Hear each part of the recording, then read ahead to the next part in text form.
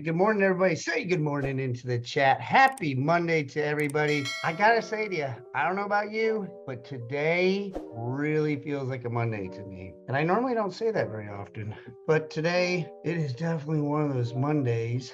So good morning to everybody. Apologize, I'm running a little late.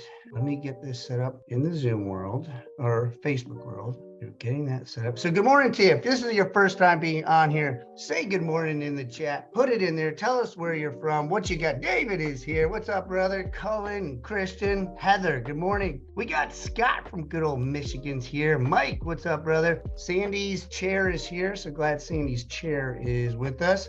D, welcome back, D. Good morning to you. And for all those in the Facebook world, good morning to you as well. Thank you so much for being on here this morning. So just say good morning to us. We got a couple more people coming in the room today. Mornings with Maxwell have been a good one. We got a lot of good people here. So good morning, everybody. My name is Brock Zevin. I'm a life coach, a business coach, a real estate agent, and a dad. And this past couple of days, first of all, happy Mother's Day to all the mothers. Hopefully you had a wonderful day. I really appreciate one of the things. I'll tell this to you. I said it to my coach today or yesterday. We had a little team meeting in Slack, and I say this: no matter how challenging my divorce is with Laura, she is the mother of my two kids, and I will always love her for that. I don't care what takes place in our lives outside of it, because without her, I would not have my two beautiful kids. And so I really enjoy celebrating Mother's Day to all the mothers out there.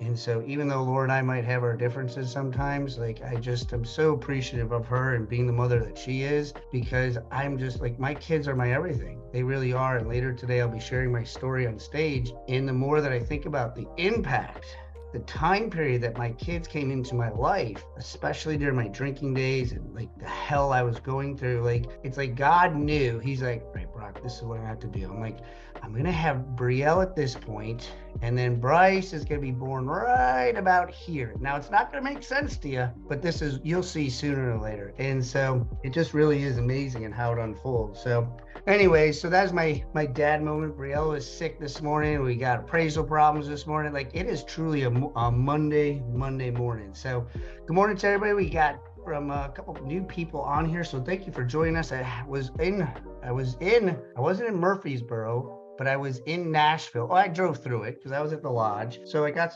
to meet some really, really great people. Jim Morris put on an event. I got to speak the DISC personalities on Thursday night. We did a webinar with Coach Thursday. I was in the lodge with Coach Andy Elliott. Let me just tell you, that guy's psychotic. Like, he is just like, if you want to Google somebody, go Google Andy Elliott, and that guy's a nut. But you know what, man, he like, I'm revamping actually a couple things in my office, because I'm like, I got to bring some more energy in my office. Like, I got to bring some more impact in my office, because like, I need more energy. And that guy brought it. Let me just tell you, hats off to him and his team. Like, I was like, and you guys all know me, how I am in the morning. Like, they're at a different level, totally different level. So anyways, so for those of you, we start off each and every morning with our affirmation. Please all join us if you like. For those that know it, you know exactly what we got next. Something good is going to happen to me. Something good is going to happen through me. So that is our affirmation. And now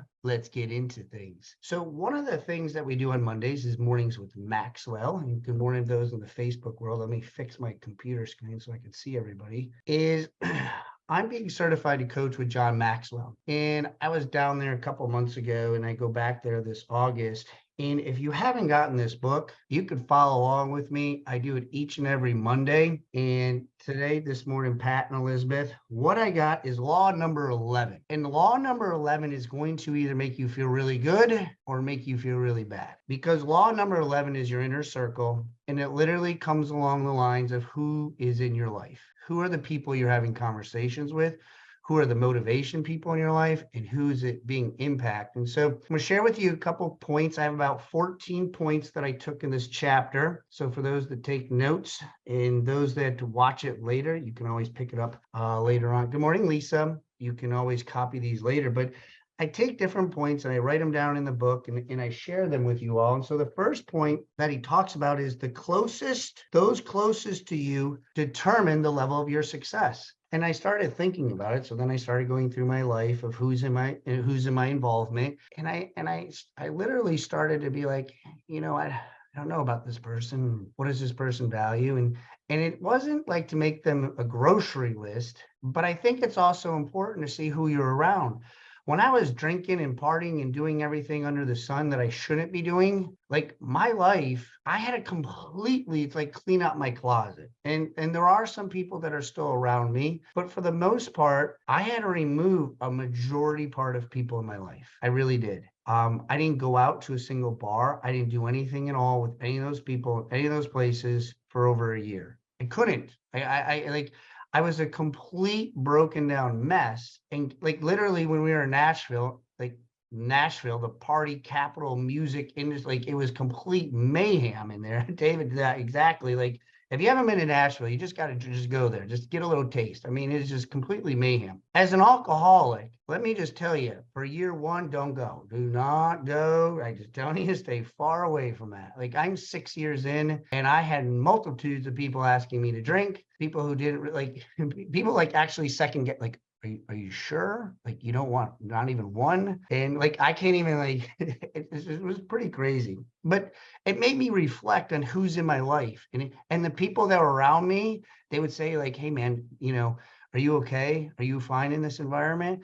And they were self-checking on me. Not to say that I'm going to go out and do something crazy, but I thought that was pretty cool that they were checking in on me, which made me reflect when I was reading today. I'm like, man, I got some good quality people in my life. So one of the things that they talked about here is what makes the difference of a leader's inner circle. And so John goes through and he talks about certain things, and he shared with us the point number 2 is I've been aided by people who compensate for my weaknesses and bring skills to the table that I lack. See, when I hire my weaknesses. Every virtual assistants that we have, I now have 4 of them, and it developed into my company for what we do now. But the virtual assistants, every single one of them does something that I don't want to do or don't want to apply myself to do. And you might say, like, well, Brock, that doesn't sound very good. No, every CEO, head coach, they say to me, focus on your strengths and hire your weaknesses. Don't try to put a round peg in a square hole. You need to focus on your strengths and continue to develop them and work and surround yourself with people who can help you. I just am actually in the interview process now to finalize my publishing of my book. If you're looking for a really good book to read, The 6 Geniuses by Patrick Lencioni is a very, very good book. The 6th one of the geniuses, I don't have the book in front of me, but the 6th one is person to follow through. What I've come to realize is I get so close to the finish line and then I get distracted. And I'm like, man, I need somebody to help me follow through to get to the finish line. And that's part of the 6 geniuses, that you need all 6 ingredients. If you're running a team and an organization, you can't be good at all 6. And so there's actually a test you can take. It's like $25. I strongly recommend you taking it, but you need to figure out what your weaknesses are so you can hire that out and you can work on that to be able to, because there are, how many of you, raise your hand, give me a thumbs up. There's a part of your business that you're struggling with. Anybody got a part of their business that they're struggling with, right? So we stay in that hamster wheel over and over again, thinking like, well, maybe I'll get better at it.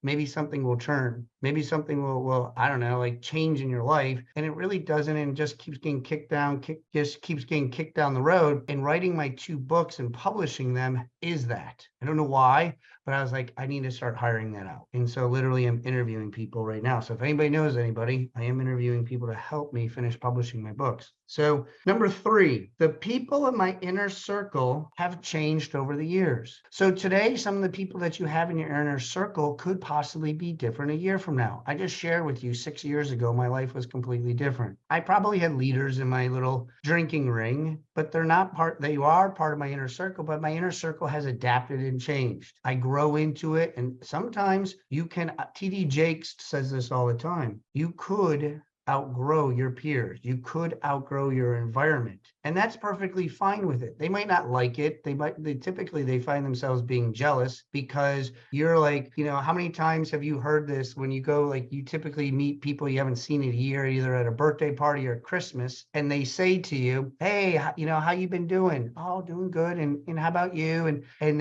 they'll say like, well, another day, another dollar. every day, so, just kind of going through the motions, going through these types of things.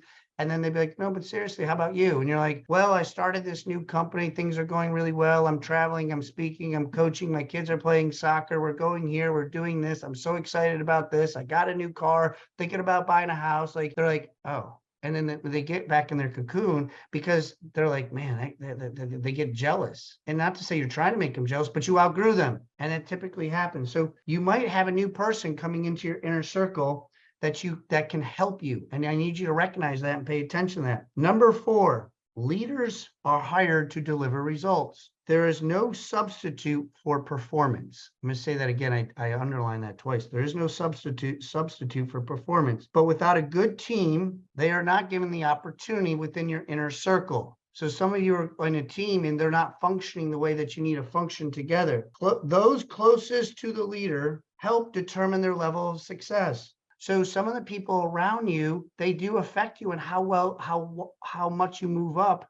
Just like the law of the lid, it all determines how high you move up. I'm telling you this, the reason why I brought up Andy Elliott was because I was like, damn, if I was with that guy every day, he's like, you going to work out, man? You go to the gym? I said, I already did this morning. And he goes, oh, we're going to go back for another workout just for a quick hit. We're going to hit it for like 30 minutes just to get our juices flowing. You ready to go, man? You ready to go? I'm like, well, what I was thinking about doing was going back to the hotel and grabbing some dinner because I'm starving. And but he's at a different level. And he had like 8 people going to follow him going back to it. Doesn't make it right or wrong or indifferent, but everybody has a different level. And so what I realized is I need to kind of up my level a little bit. All right. It's coming into summertime. There's some opportunities growing. And so I was like, you know what? I just got to up my level a little bit. So the next one that I had, there is no single leader that can do all 21 of these. Okay. There's no single leader who can do all 21 of them, hence why the inner circle is so very important. It says this, that's why every leader needs to have a team of people. Now, how many of you are individual, like work on your own, like by yourself, your own CEO, you manage your own team and company and everything else, okay? And that's okay. So what you do is you go to groups. I know Sandy does a lot of things with multifamily investing. Now, if I say to Sandy, who's part of her team, she's really not going to say herself because she's got lenders, she's got contractors, she works with, she's done some work with Grant Cardone. I work with her on the coaching side of things. Like there's a multitude of people on her team, right? That are in your circle, Sandy. So it might just be you, but you can't operate your entire day, your functions without other people. And I'm sure David and Cullen and Scott, like there's all part of different people that act on it. Like for us, even closing a home, like I need attorneys, I need contractors, appraisers, lenders. They're all part of your team. And Mother Teresa said this, you can do what I cannot do. I can do what you cannot do. Together, we make great things. And so at first I had to read that about 6 times because it's a little confusing for me. But basically, in a nutshell, is there's certain things I can do and there's certain things you can do. There's certain things I can't do and certain things that this person cannot do. And so when you mesh them together and you work together, good things take place. And there was that conversation for that, remember that show Transformers? Where it's like, it would be an individual transformer, but when they're about to do or Voltron, but when they're about to do battle, like one becomes like each arm and the other one becomes each leg. And like I think Loctimus Prime or whatever his name was, like he was like the main person, but together we become a major chief or like this huge ingredient that could solve everything because we are together as one. And so it's so very important that's why this inner circle is so powerful, is because when you're working together, it's just amazing. Now, it talks about the practicing this law. How to practice this law. He says that you must, my next topic here, I forget the number, so I apologize.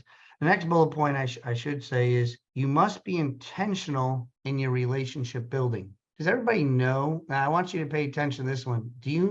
How many of you know Ed Milet? How many of you here know Ed Milet? Did you know Ed Milet has made his fortune on this one right here? Ed Milet, he has made his fortune on being intentional with relationship building. And so I've been always a transactional real estate agent. You were basically on a conveyor belt to me. And Mike Kastner recently has transformed his business into relationship business. I have been intentional in my conversations. I've had to be very purposeful. Chad says it all the time, listening to understand, not to respond. But I had to be intentional in building my relationships because there's people in my inner circle that I only spend a little time with that I should be spending more time with. And so John Maxwell says this, he believes there's 3 kinds of people in your organization in the leadership role. Number 1, those people that are in your inner circle. Number 1, those who almost immediately get it and they run with it. Okay. They just like, boom, they got it. Yeah,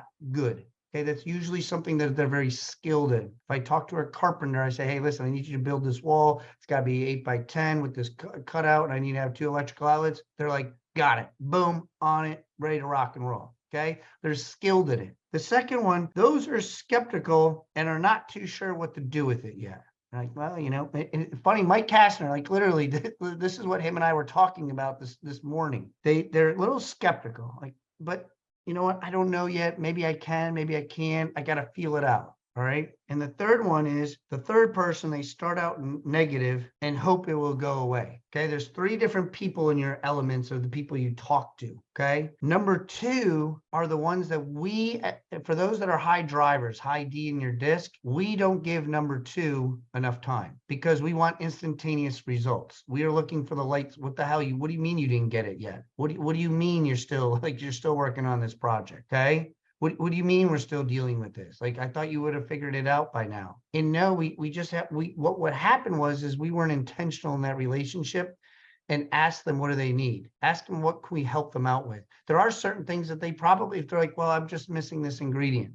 Most of the time, the ingredient falls on us because we didn't give them the correct information or we didn't communicate it with clarity. So anytime I'm meeting, if you're writing notes now, check clarity within your organization. Always be checking for clarity because they'll do the project and you're like, hey, what is this? They're like, well, I thought you wanted it like this. And I'm like, well, no. They're like, well, you said this though. I'm like, well, you're right. I did say that, didn't I? And so what I'm always doing is at the end of each of my huddles, my morning huddles, I always check for clarity. I said, hey guys, we clear on this? Is there anything I need to go over again? Did I maybe say something that has you a little confused? Like, let's check for clarity on this. And so it's a really good opportunity. Anytime you're in a leadership role or anything, always check for clarity. The 3 ingredients of people that you're looking for, he broke it down to 3 people that you're looking for, is when you're building these relationships within your inner circle, he says the first one is like, who are they really? Like, who are they really in your inner circle? I mean, literally, I broke it down to like from Wendy, my significant other, to like my parents. Like, these people are in my life, right? And so I know my mom, she's the person that's going to be the most positive, influential person in my life. It doesn't matter. I could weigh 300 pounds and be like, Mom, how do I look? Well, not too bad, Brock. You're looking good. You're looking good. And I'd be like, no, I'm not, Mom. But like, she will always be positive. So I go there when I really need positive reinforcement, but you got to know who they are and where they fit in your realm. Like Mike Kastner is one of my true business partners in mentors in my life that help me when I have complicated situations. Like, all right, Mike, I really want to wring this guy's neck. I'm not too sure how to present this. Like this is what I'm thinking right now. And he's like, I'm glad you told me and not the other person. But I know that he's the person that kind of brings me back down. So you want to know who they are. And when you break it down, you want to look at their integrity. You want to look at their value. You want to look to be able to see, are they loyal? And more importantly, that I like with John Maxwell is he says this, he goes, how are they valuing other people? How many of you know jackasses? Like they're terrible to their family. They're not present in their family. They might be successful, but they're just not really. I met I shouldn't say a lot of people. I use this line a lot lately that I've been assigned to so many different jobs in my life. I've been assigned to so many different things, whether it was school teaching or whatever it was, real estate. Sometimes, most of the time I was assigned, but I've changed it now that I really tried to align myself with better quality people. So I will be more patient on relationships until I make sure they actually align up with me instead of like diving in. And I think that's such an important ingredient because we waste our time and energy not aligning and just being assigning. And so I look at that and say like, hey, I challenge you to make sure they line up with you. Now, the next thing that he talks about is what do they do? Like what is, and we talked about it earlier. He said, every person in my inner circle are fantastic.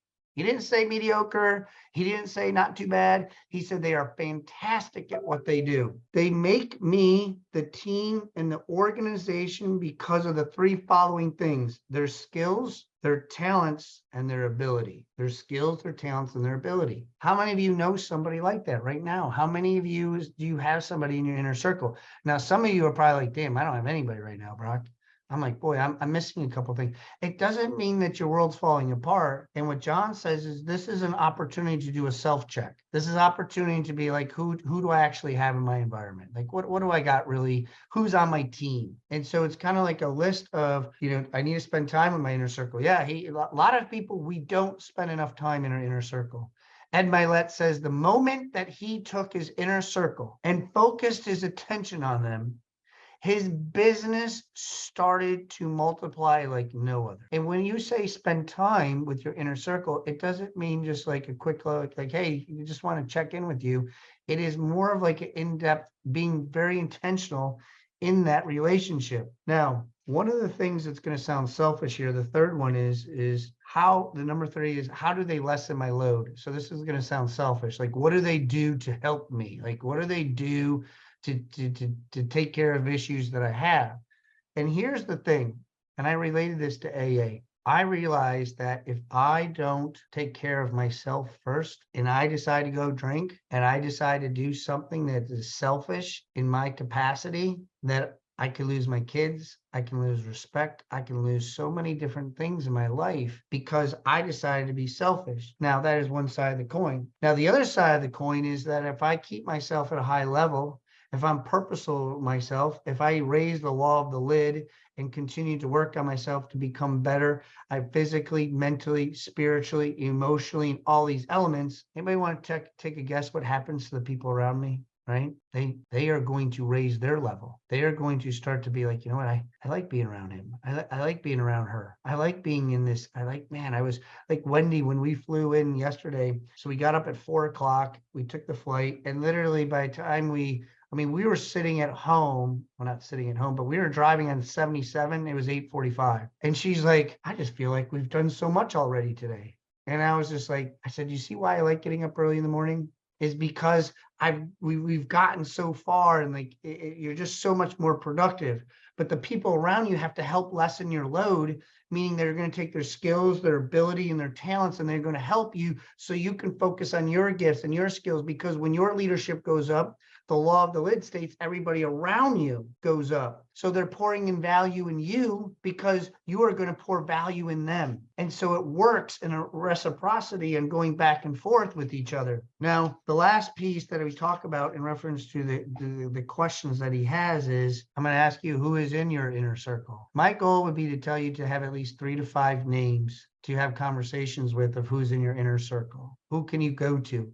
Les Brown says that he has different people for different things. For physical and working out, he has a trainer. For money, he has a financial advisor. He has different people within his inner circle. John Maxwell had the book developer publisher. So that's what made me think of like, man, I got to get one of these because I need help in that capacity. The second thing that they talked about is spend extra time and develop relationships. So it goes with you said, David, is you need to spend extra time. You need to develop more about the relationship. I'm pretty sure if you are married and the longer you've been married, you know that person inside out and backwards. But what happens is in any type of relationship, the more that you know somebody, you start to feel comfortable with them. We sometimes start to like draw a little bit like, well, they know me. I don't need to spend as much time. They get me. And that is why I have a saying, no matter what goes on, the people in my life that mean the most to me, they do not get the rest of me. They get the best of me. And that is why we have date night. And that is why when I have my kids, I'm 100% on board with them.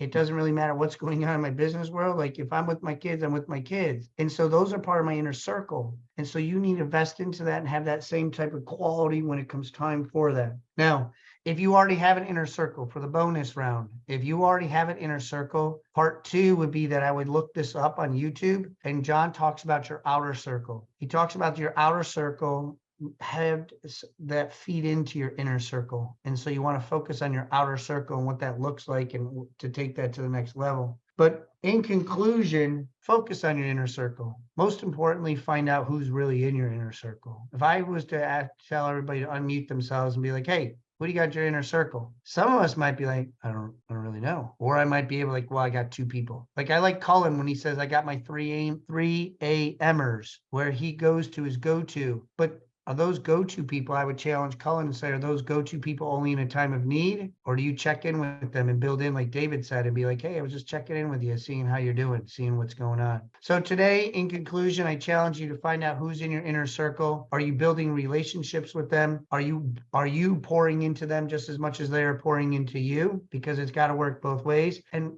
focus, like have people that are your weaknesses and that you're struggling with certain situations and have people help you. Being vulnerable is not a weakness, guys. It is being honest with yourself to be like, you know what, I really need this in my life. I need this to take my business to the next level. Definitely take a look at the new book, 6 Geniuses by Patrick Lenciani. It's a really, really good one. And I strongly recommend taking that test for $25 to see what you might be missing in your business. Guys, that is all I have today. For those that are be with me in Charlotte, I'm excited. I'll be speaking today between 1 and 5. I'm excited to get to the CEO of the company. Tamir is going to be there. And so to be able to share the stage with him is pretty cool. And I'll be sharing my personal story today. So I'm trying to keep myself emotionally in check, because when I share it, you never know what's going to come out of me. So guys, I appreciate y'all being on here. Thank you so much for being here. Guys, have a phenomenal day. God bless you all. Thank you so much for being here. We'll see you.